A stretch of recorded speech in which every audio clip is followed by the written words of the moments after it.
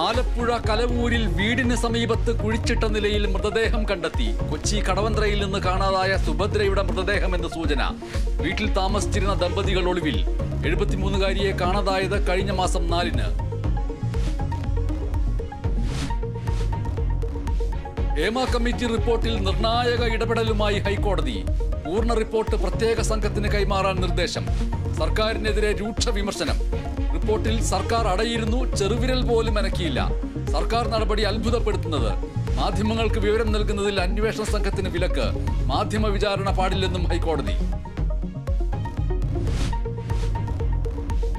RSS ADGP കൂടിക്കാഴ്ച LDF യോഗത്തിൽ ഉന്നയിക്കാൻ CPI. സ്പീക്കറുടെ RSS അനുകൂല പ്രസ്താവനയെ വിമർശിച്ച് ബിനോയ് വിശ്വം.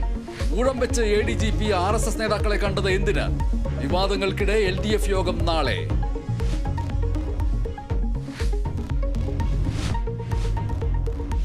തിരുവനന്തപുരം നഗരത്തിൽ കുടിവെള്ള വിതരണം മുടങ്ങിയതിൽ വീഴ്ചയെന്ന് ജല അതോറിറ്റി. ഉദ്യോഗസ്ഥർക്കും കരാറുകാർക്കും വീഴ്ച പറ്റിയെന്ന് കണ്ടെത്തൽ.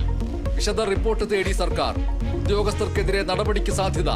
6-ാം ദിനവും വെള്ളമെത്താതെ തലസ്ഥാനത്തെ വീടുകൾ.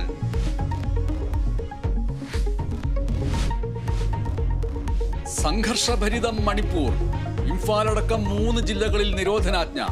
സംഘർഷത്തിൽ ഒരു സ്ത്രീ കൊല്ലപ്പെട്ടു.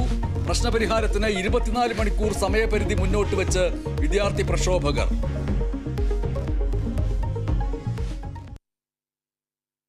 ആലപ്പുഴ കലവൂരിൽ വീടിന് സമീപത്ത് കുഴിച്ചിട്ട നിലയിൽ മൃതദേഹം കണ്ടെത്തി. കൊച്ചി കടവന്ത്രയിൽ നിന്ന് കാണാതായ സുഭദ്രയുടെ മൃതദേഹമെന്നാണ് സൂചന. വീട്ടിൽ താമസിച്ചിരുന്ന ദമ്പതികളായ നിതിൻ മാത്യൂസ്, ഷർമിള എന്നിവർ ഒളിവിലാണ്. ഇപ്പോൾ അയൽവാസിയായ നാരായണ